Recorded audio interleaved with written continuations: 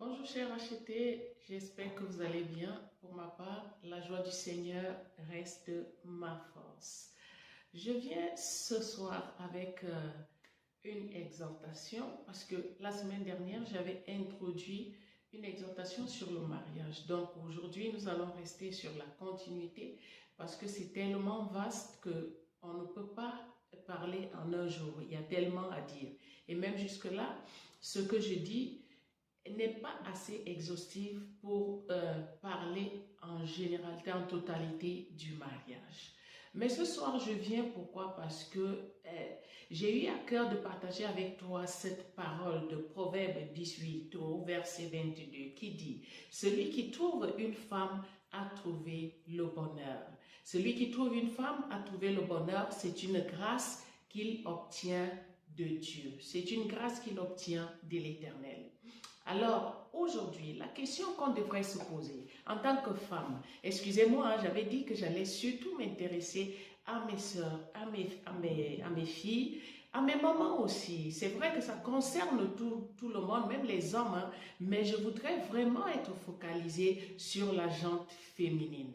Alors, lorsqu'une femme désire se marier, lorsqu'une femme désire fonder un foyer, c'est cette question qu'elle devrait se poser. Est-ce que je suis le bonheur de cet homme que je vais épouser? Est-ce que je suis le bonheur de ce foyer? Et comment savoir que l'on est le bonheur de ce foyer? Pour savoir qu'on est le bonheur de ce foyer, cela passe par une étape cruciale, je dirais primordiale, qui est la préparation. La préparation du mariage. La préparation du mariage est tellement vaste qu'aujourd'hui, je vais m'appesantir sur 2 points. Je vais parler de la préparation spirituelle. Je vais parler de la préparation de ta personne à toi-même. La préparation spirituelle, elle passe par la prière. C'est-à-dire, avant même que tu ne sois marié, tu dois déjà prier pour ton foyer, tu dois prier pour ton mari, tu dois prier pour ces enfants qui ne sont pas encore nés.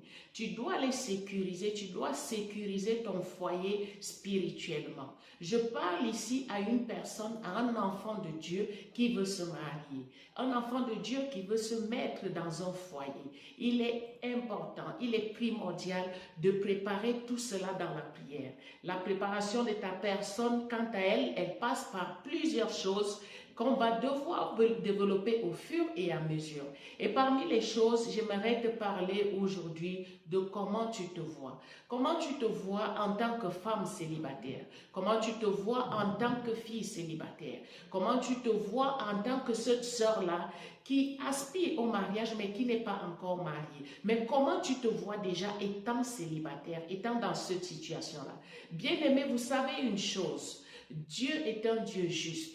Dieu est un Dieu qui regarde d'équité.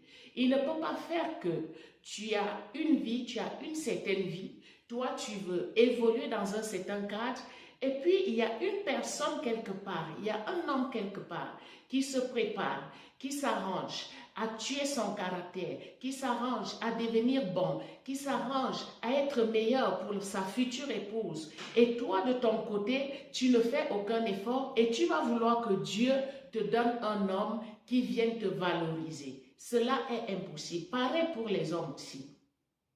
Pour que tu aies ce dont tu recherches, il faut que toi-même tu le sois d'abord. Pour que tu sois pour que tu aies, cet homme-là qui est bon, qui t'aime, qui te valorise, il faut déjà que toi-même tu te valorises, il faut déjà que toi-même tu sois capable de valoriser la personne qui va venir et que tu sois capable de l'aimer aussi comme tu t'aimes toi-même.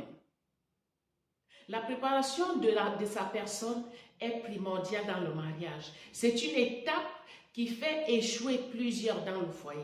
C'est une étape qui fait échouer plusieurs, même lorsque cet homme-là vient, il ne trouve pas ça en toi et puis il repart. Et plusieurs personnes se retrouvent donc à passer des années et des années en train de se poser des questions. Parfois même à se dire que ce sont des blocages alors que tout dépend de sa propre personne. Bien-aimé, lorsqu'on est célibataire et qu'on désire se marier, on doit déjà commencer à vivre comme une femme mariée. Supposons que tu as un homme en face de toi qui vient.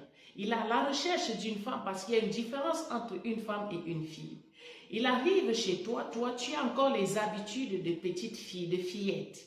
Tu as encore les habitudes de il faut que je fasse, il faut que j'aille en boîte, il faut que, c'est vrai, toutes ces choses-là, et il faut que je.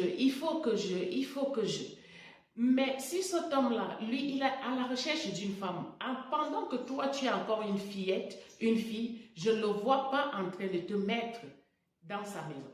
Je ne le vois pas en train de s'engager avec toi. Comment tu te vois? Comment tu te vois? Qu'est-ce qui se passe au-dedans de toi? Es-tu capable déjà d'assumer un foyer? Es-tu capable déjà d'être sérieux, de rester fidèle à un homme, de rester fidèle à une femme? Es-tu déjà capable d'être discipliné, d'avoir une vie de discipline? Es-tu déjà capable d'assumer des responsabilités dans un couple, dans un foyer? Oui, c'est par là qu'il faut commencer. Plusieurs filles, plusieurs hommes ont perdu leur partenaire, les conjoints de leur vie, tout simplement parce qu'elles n'ont pas su faire les mises à jour. Ça s'appelle les mises à jour. Bien-aimé, la même vie que tu as lorsque tu es célibataire, ce n'est pas la même vie que tu auras dans le foyer. Alors si tu grandis, si tu évolues avec cette vie, comment voudras-tu qu'on voit quelque chose de bon en toi? Je ne te parle pas ici des moyens financiers, je ne te parle pas ici de l'école, des intellectuels, de la beauté, non. Je te parle de tes valeurs. Quelle valeur as-tu pour être le bonheur de cet homme? Quelle valeur as-tu pour être la joie de cet homme? Bien-aimé, parfois les hommes viennent vers toi, ils ont déjà parcouru, ils ont déjà vu de toutes les catégories, celles qui sont riches, celles qui sont intellectuelles, celles qui sont belles. Mais ce n'est pas ça qui les intéresse très souvent. Peut-être que celui-là, lui, est à la recherche d'une femme qui le comprend. Peut-être que lui-là, il est à la recherche d'une femme qui est digne, qui a cette carapace de femme vraiment au foyer. Et lorsqu'il arrive chez toi, il trouve que toi, tu n'as même pas l'idée de ce que c'est qu'une femme au foyer. Tu dois revoir ta personne, tu dois revoir ton intérieur, tu dois revoir tes priorités, tu dois te revoir, tu dois te reparamétrer, tu dois faire des mises à jour. Il y a des hommes qui se promènent tout simplement, pas parce qu'il n'a pas pu avoir une femme. Peut-être qu'il a même eu 100 000 propositions. Peut-être qu'il a même eu 10 000 propositions. Il a tout vu. Blanc, noir, tout ce que vous voulez. Mais il recherche juste un petit truc qui va déclencher, qui va créer le déclic en lui.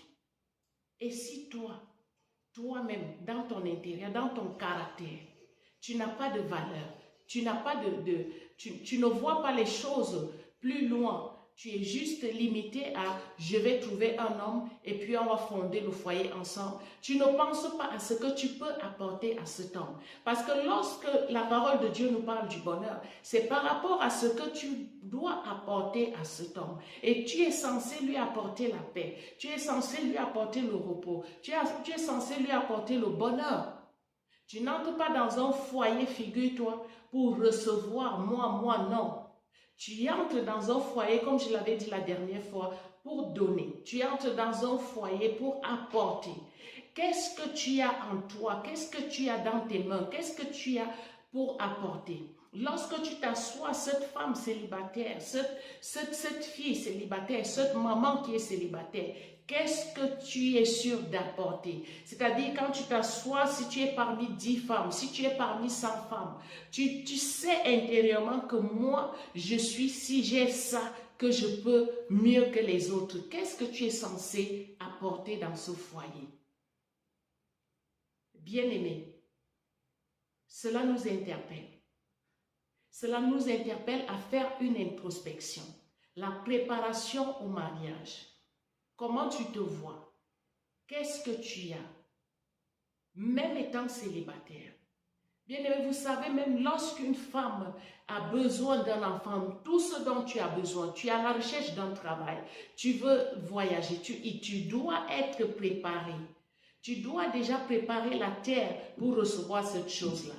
Parce que lorsque le Seigneur s'assoit et il regarde, il va dire non, ici c'est bon, elle est prête. Souviens-toi que la dernière fois, je le disais, la bénédiction de l'Éternel ne souffre d'aucun chagrin. Dieu ne va pas faire que toi, tu aies encore la tête en l'air. Toi, tu vas encore mener ta vie comme tu veux, comme tu l'entends. Et lui va t'envoyer un homme sérieux. Tu vas le faire souffrir. Et vice-versa. Tu vas le faire souffrir. Parce que pendant que lui pense foyer, pendant que lui pense bâtir, pendant que lui pense fonder, toi, tu es encore dans « il faut que je m'habille chic ». Il faut que je sois... C'est pas mal hein, de s'habiller chic et tout, d'être bien. Il faut... En fait, tes préoccupations sont encore des préoccupations, je dirais, enfantines, des choses passagères, des choses qui n'ont pas assez d'importance, des choses qui ne sont pas prioritaires. Bref, vous ne parlez pas le même langage. Il faut que tu sois paramétré pour être une grâce, une bénédiction pour cet homme qui viendra te trouver. J'espère que tu as été béni par cette vidéo. Mon nom est MMW. Nous sommes sur le plateau de Éveil. N'oublie pas de t'abonner si tu désires recevoir d'autres vidéos et de partager aussi. Active la cloche des notifications. À très bientôt.